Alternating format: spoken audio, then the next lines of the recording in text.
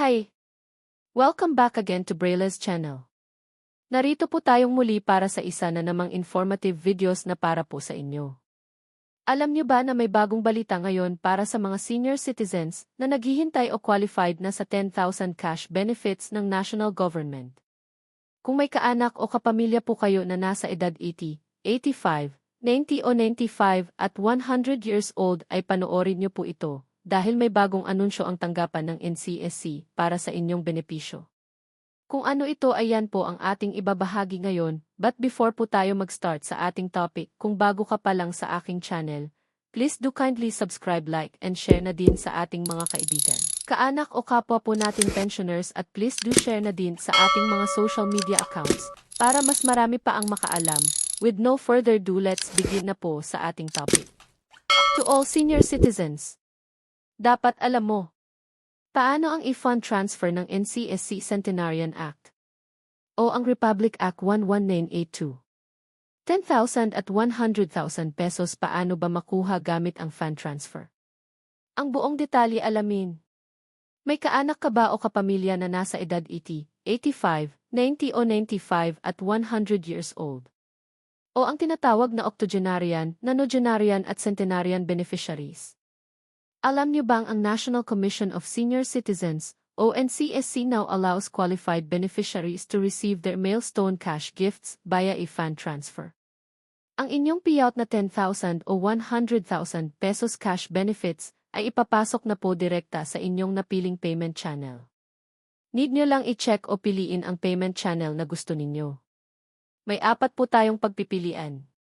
Pwede niyong gamitin ang inyong pension account or any bank account na active, Land Bank Active Account, GCash Active Account, o pwede rin ang anumang pinakamalapit na Palawan Pawn Shop sa inyong lugar. Kung ang pinili mo ay ang iyong bangko, need nyo lang mag-submit o mag-attach ng verified deposit slip. Para naman sa GCash, need nyo lang mag-attach ng printed screenshot ng profile information, patunay lamang na pwede itong deposituhan o lagyan ng cash. At kung ang Palawan naman ang inyong napili, need nyo lang ilagay ang tamang cellphone number na active na ilalagay sa claim form. Para makuha ang claim form, need nyo lang mag-download sa website ng NCSC, or kung hirap po kayo makakuha online, ay pwede naman kumuha sa inyong barangay o OSCA office. Kailangan lamang na tama po lahat ng impormasyon na ilalagay o isusulat nyo po sa inyong claim form. Matapos sagutan ang form, maaari na itong ipasa sa inyong OSCA o Local Social Welfare Development Office, kalakip ang mga dokumento tulad ng PSA Birth Certificate, o National ID o Digital NCSC ID. One whole body picture at Bank Verified Deposit Slip, o GCash Printed Screenshot. Ang next procedure ay encoding at pag-approved. Once natanggap na ng NCSC, ilalagay po nila ang inyong pangalan sa database system para sa kaukulang payout lists. Ang sumunod ay validation na ng NCSC. Idadaan pa po ang inyong pangalan sa validation ng NCSC para sa final listing. Next ay ang paglalabas na ng pondo.